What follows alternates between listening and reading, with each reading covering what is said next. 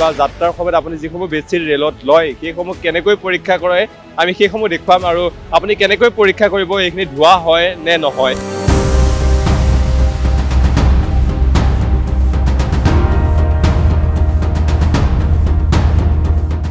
গতিকে দাগি এটাও নাথাকিব আৰু ব্ৰাইটনেছো থাকিব। যথেষ্ট ভাল বেডশ্বীট আমি প্ৰভাইড কৰিবৰ কাৰণে আমি চেষ্টা কৰিছোঁ আৰু পেচেঞ্জাৰ কমপ্লেইন ধীৰে ধীৰে আমাৰ এতিয়া কমি আহিছে, ৰিডিউচ হৈ আহিছে।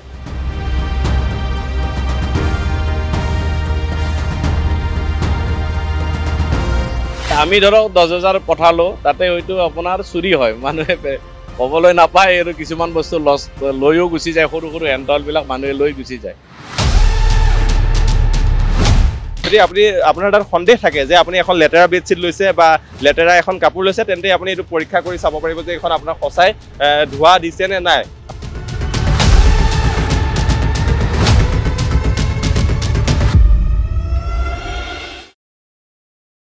আমি এটা বিশেষ ঠাইত আহি উপস্থিত হৈছোহি। ৰেলত আপুনি নিশ্চয় যাত্ৰা কৰে, কিন্তু ৰেলত যাত্ৰা কৰাৰ সময়ত আপোনাক যিসমূহ কম্বল যিসমূহ গাৰু দিয়া হয় বা সেইসমূহ কেনেকৈ আপুনি সঁচাকৈ এইবোৰ ধোৱা পায়নে বা নতুন পায়নে পুৰণা পায় সেইসমূহ জানিবৰ বাবে আমি এটা বিশেষ স্থানত আহি উপস্থিত হৈছোহি, এটা ফেক্টৰীত আহি উপস্থিত হৈছোহি। আৰু এই ফেক্টৰীটোত এইদৰে দেখিছে আপুনি এনেধৰণে যিসমূহ আপুনি ব্যৱহাৰ কৰে ৰেল যাত্ৰা কৰাৰ সময়ত যিসমূহ কাপোৰ ব্যৱহাৰ কৰে এই কাপোৰসমূহ এনেধৰণে ইয়ালৈ আহিছে আৰু ইয়াত এইদৰে এইসকল যিসকল ইয়াৰ কৰ্মচাৰী আছে কৰ্মচাৰীসকলে এনেধৰণে সেই কাপোৰসমূহ ঠিক কৰি থকা দেখিবলৈ পোৱা গৈছে।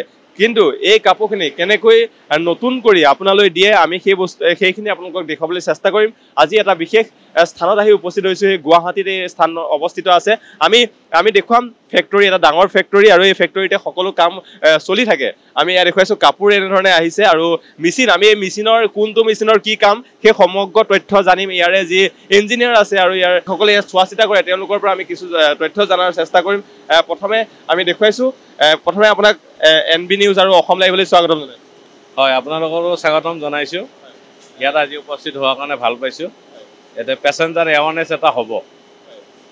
আপুনি ইয়াত কি ডেজিগনেশ্যন, আপোনাৰ পদটো কি আৰু আপুনি ইয়াত কি চোৱা চিতা কৰে?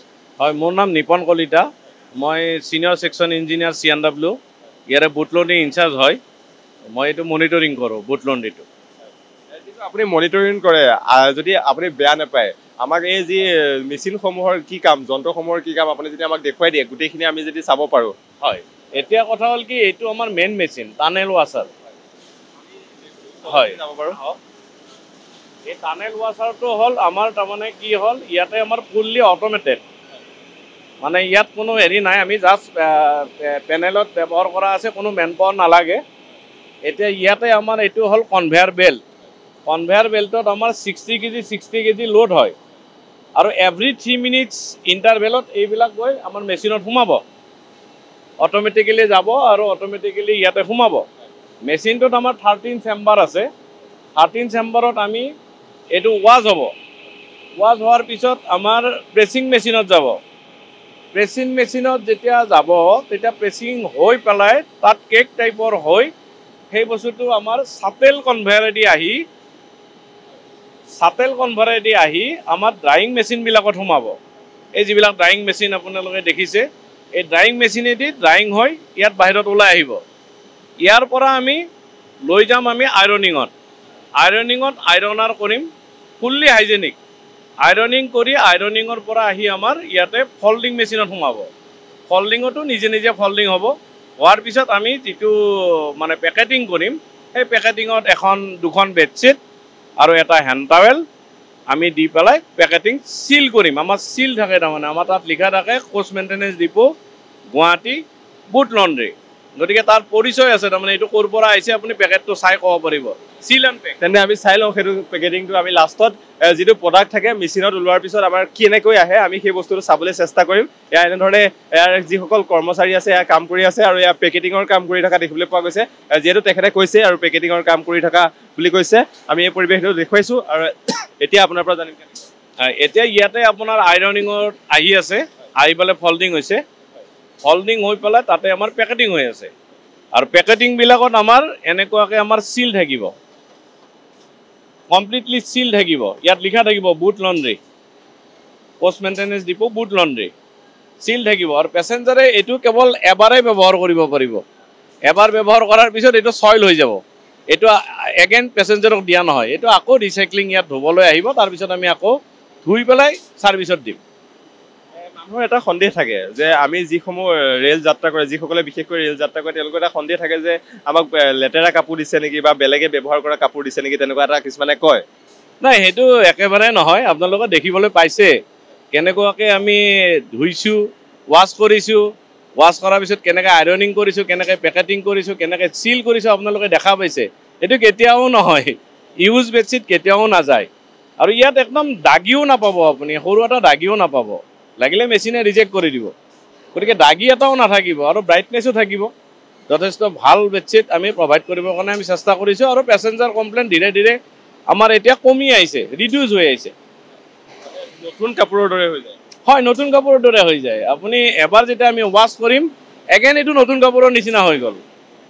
ধুনীয়া কাপোৰ আৰু ঘৰত যেনেকৈ ধুই পেলাই আমি ৰাখো ঠিক তেনেদৰে কাপোৰে হ'ব ঘৰত ধুলেও আপোনাৰ দাগ কিছুমান থাকি যায় কিন্তু ইয়াত দাগ থাকিলেও আপোনাৰ আকৌ ৰিজেক্ট হৈ যায় ইয়াত দাগ থাকিবই নোৱাৰে আমাৰ তাৰ কাৰণে আমাৰ বিভিন্ন প্ৰচেছ আছে আমি হেভি ষ্টেন যিবিলাক দাগি থাকে সেইবিলাকক আমি প্ৰচেছ কৰি তাৰমানে আমি 1.5 ঘণ্টা সময় ষ্টিম দি চলাওঁ যাৰ কাৰণে দাগিখিনি কোনোদিন নাথাকে তাৰমানে দাগি ফ্ৰী হৈ যাব তাৰমানে ষ্টেন ফ্ৰী হৈ পেলাই বেডশ্বীটটো ওলাব উত্তৰ পূবত প্ৰথমবাৰৰ বাবে এনে ধৰণৰ মেচিন আছে আৰু প্ৰথমটো এইটো মেচিন অসমত বা উত্তৰ পূবত এইটো উত্তৰ পূবতে প্ৰথম আৰু আমাৰ এনাফ ৰেলৱেৰ এইটো প্ৰথম এইটো আমাৰ ইয়াতে স্থাপিত হৈছে আপোনাৰ এপ্ৰিল 2024 24ৰ পৰা আৰম্ভ হৈছে আৰু এনেকুৱা অটোমেটেড লণ্ড্ৰি আমাৰ উত্তৰ পূৰ্বাঞ্চলতে প্ৰথম আৰু এই ইয়াত প্ৰতিদিনে কিমান মান কাপোৰ আহে বা কিমান আপোনালোকে ইয়াৰ পৰা নতুন কৰি দি পঠিয়ায় এইটো আমাৰ ইয়াতে ধৰক আমি ডেইলি 32,000 বেডশ্বীট ধুব লাগে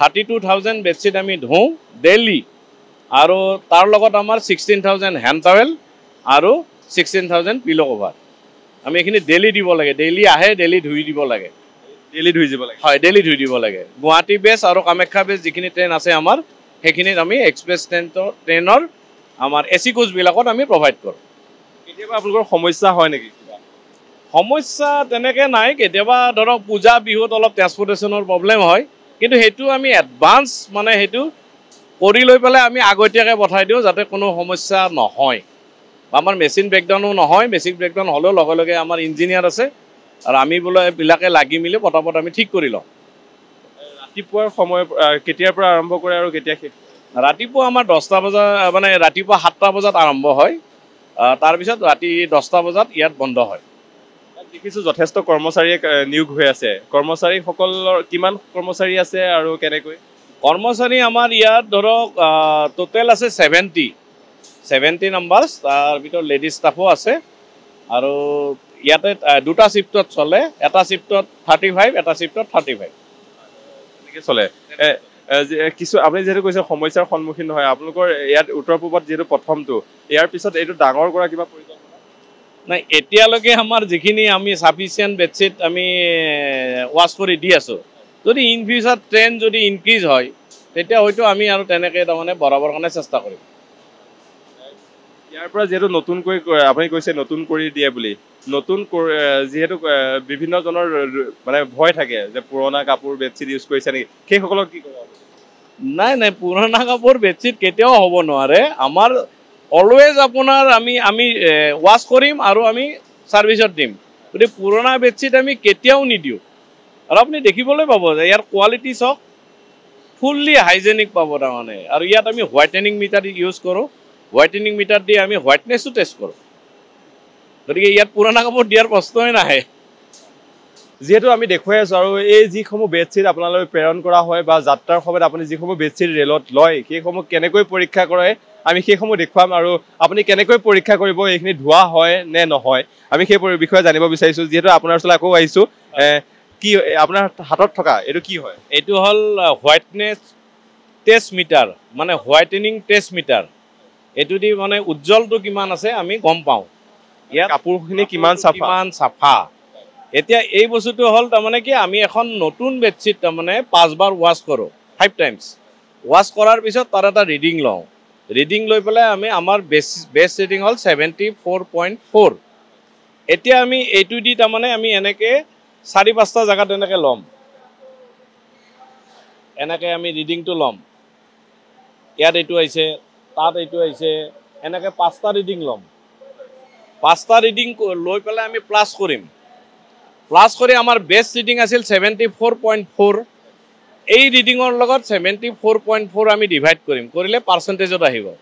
পাৰ্চেণ্টেজটো 85%ৰ তলত আহিব নালাগিব, 85% এণ্ড এবাভ হ'ব লাগিব। আমাৰ এইবিলাক আপুনি 98%, 100%লৈকে যায় ব্ৰাইটনেছ টেষ্টত। গতিকে তাৰমানে কোনো পধ্যেই আমি কোনো বেয়া কাপোৰ বা কোনো পুৰণা কাপোৰ আমি প্ৰভাইড নকৰোঁ।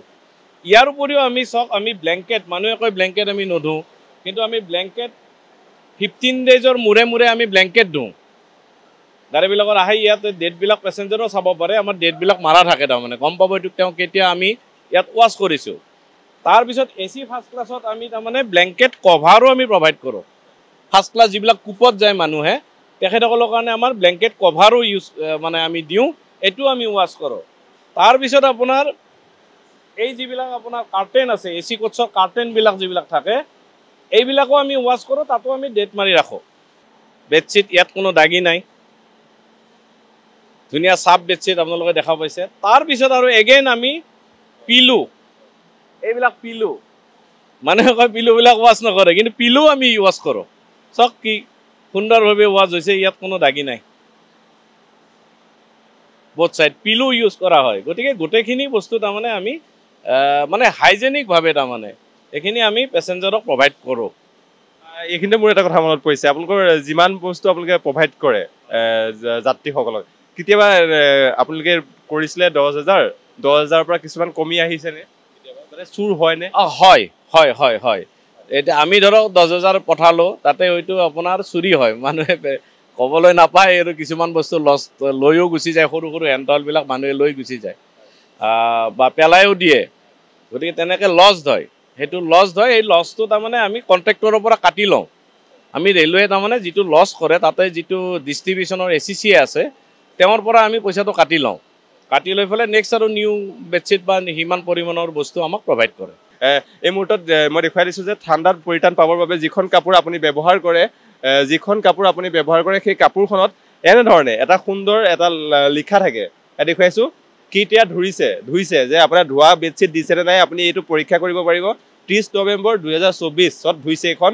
আপুনি যদি আপোনাৰ তাত সন্দেহ থাকে যে আপুনি এখন লেতেৰা বেডশ্বীট লৈছে বা লেতেৰা এখন কাপোৰ লৈছে, তেন্তে আপুনি এইটো পৰীক্ষা কৰি চাব পাৰিব যে এইখন আপোনাৰ সঁচাই ধোৱা দিছে নে নাই। আৰু ইয়াত দেখুৱাইছোঁ পৰীক্ষা সুন্দৰভাৱে আপোনাক নতুন কৰি আপোনাৰ যি যাত্ৰা সফল হ'বৰ বাবে এইদৰে সুন্দৰ আপোনাক হাইজেনিকভাৱে পৰিষ্কাৰভাৱে আপোনাক কাপোৰ, গাৰু আদি সকলো ধৰণৰ যিসমূহ সামগ্ৰী আপুনি পায় ৰেলত, সেইসমূহ প্ৰভাইড কৰা দেখিবলৈ পোৱা যায়।